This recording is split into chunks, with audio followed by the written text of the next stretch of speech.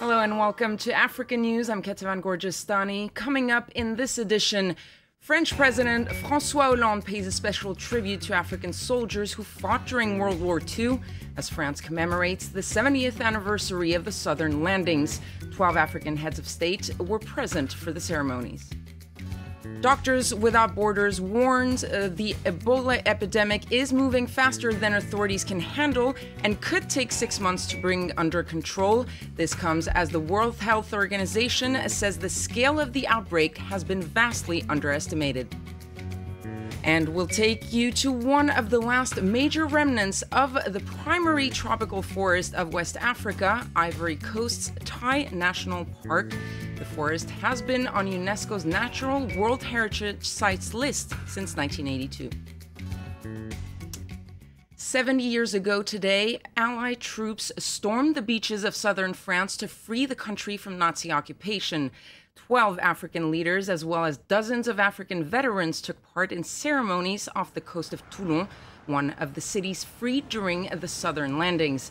Following celebrations on June 6 to mark the 70th anniversary of the D-Day landings, this time France paid tribute to the tens of thousands of African troops recruited from its colonies. That's what this army was. The army of all Africa. A mixed army, a diverse army, a cosmopolitan army.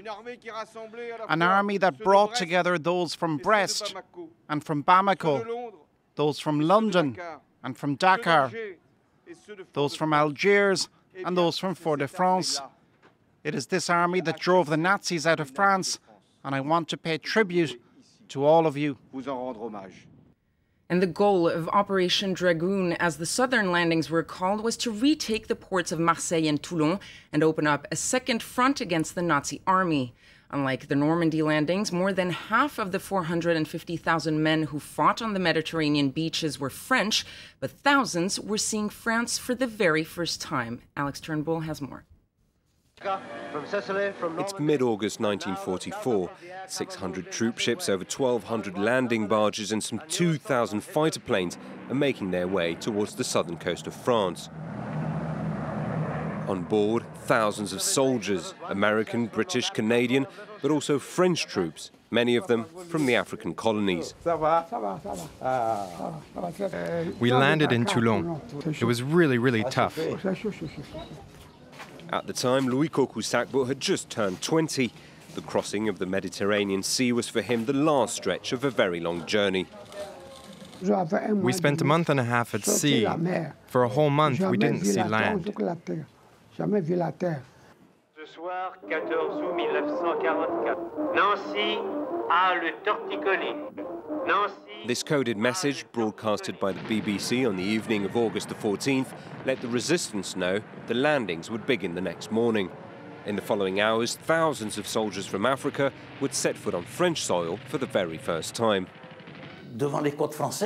Reaching the French coast was a shock for us. It was like a child who'd never known its mother. Jacques was born in Tunisia. After a night of intense bombing, his unit landed on a small beach just south of Saint-Tropez.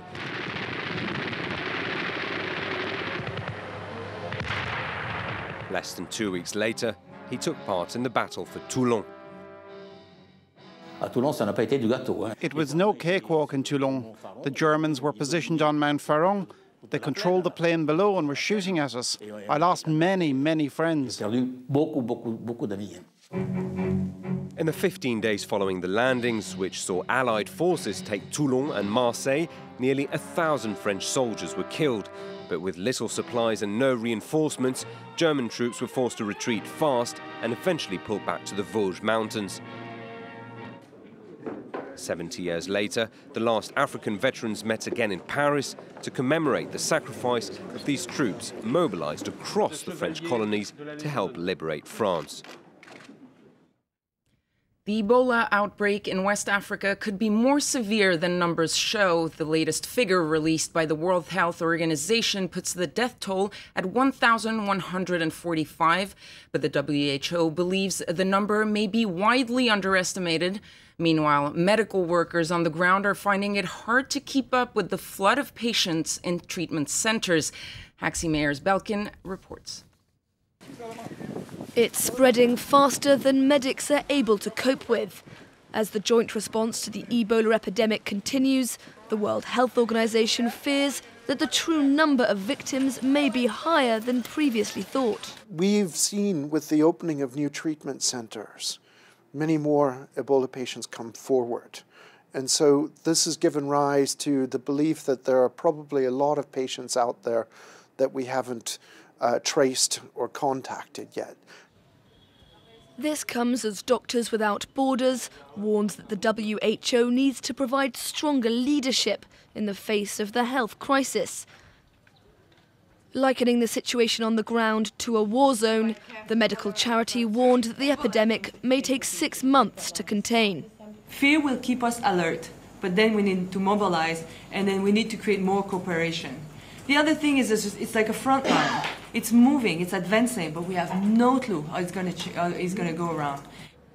She also advised that more medical professionals were needed in the hardest hit areas, a measure supported by the International Red Cross, which reports that some of the region's best doctors and nurses have themselves been killed by the disease.